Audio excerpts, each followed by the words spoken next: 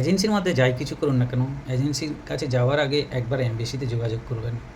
সেখানে একদম সঠিক পদ্ধতিতে 100% ভালো ইনফরমেশনটা আপনাকে পেয়ে যাবেন যে কীভাবে কী করতে হবে। কিন্তু এজেন্সি আপনাকে যেখানে 1 মাসের জায়গায় আপনাকে 7 মাস ঘোরাতে পারে, 3 মাস ঘোরাতে পারে, যেখানে 20,000 টাকার জায়গায় 2 লাখ টাকা, 2,20,000 নিয়ে নিতে পারে, 1,20,000 নিতে পারবে। এখানে কিন্তু আপনি কিছুই বলতে পারবেন না।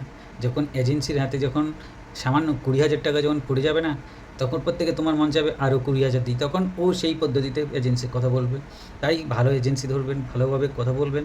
তবে যে কোনো দেশে যাওয়ার আগে সেই দেশের, আপনি যে রাজ্যে থাকেন সেই রাজ্যের যে কোনো স্টেটে থাকেন, সেখানে দেখবে যে দেশে যাওয়ার জন্য সেই দেশের এমবেসি থাকে। সেই এমবেসিতে গিয়ে একটু লাইনে দাঁড়িয়ে কষ্ট করে জিজ্ঞেস করে নেবেন।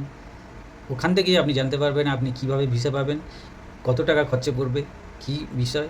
কিন্তু এটাই হচ্ছে একদম লাইফের জন্য একদম গুরুত্বপূর্ণ বিষয়।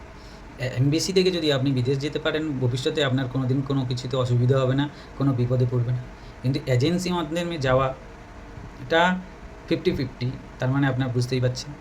এখন কথা হলো, আমি আপনাদেরকে সতর্ক করলাম যে কোনো দেশে যাওয়ার আগে সেই দেশের এমবেসি আপনার রাজ্যে আছে, আপনার দেশে আছে, আপনি গুগলে সার্চ করবেন বা আশেপাশে কাউকে খোঁজখবর নিয়ে এমবেসিতে গিয়ে সোম থেকে শুক্রবার, শনি রবি কিন্তু ছুটি থাকে, সোম থেকে শুক্রবার সকাল 11টা থেকে বেলা 2টো পর্যন্ত এমবেসিতে জয়েন করতে পারবেন, কথাবার্তা বলতে পারবেন, ইনকোয়ারি করতে যেতে পারবেন। এটাই হচ্ছে সবথেকে বেস্ট টাইম। এছাড়া যদি কিছু বিষয়ে আর কিছু জানতে হয়, আমি নেক্সট ভিডিওতে শেয়ার করব, সেখান থেকে আপনারা দেখে নেবেন। ভালো থাকবেন, প্লিজ সাবস্ক্রাইব করবেন, শেয়ার করবেন, সবাই ভালো থাকবেন।